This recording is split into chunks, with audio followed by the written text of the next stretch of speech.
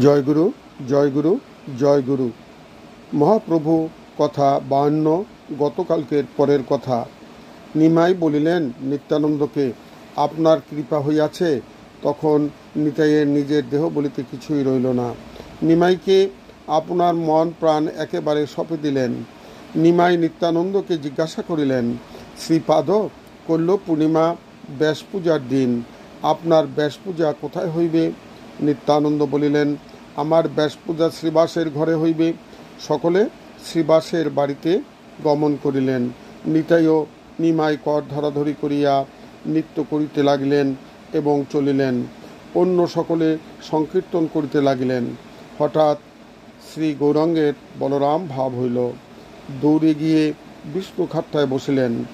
পরক্ষণে আবার শ্রী ভগবানের আবেশ হইল। তখন বলিতেছেন, অদ্য আমার আনন্দ পরিপূর্ণ হইল। নিত্যানন্দ আসিয়াছে, কিন্তু নারা কোথায়? তখন সকলে বলাবলি করিতেছেন, নারা আবার কে?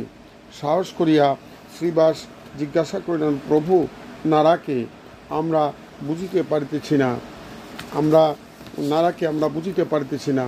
প্রভু বলিলেন, আমার অদ্বৈতকে আমি নারা বলিয়া থাকি, তাহার জন্যই আজ আমার এই অবতার।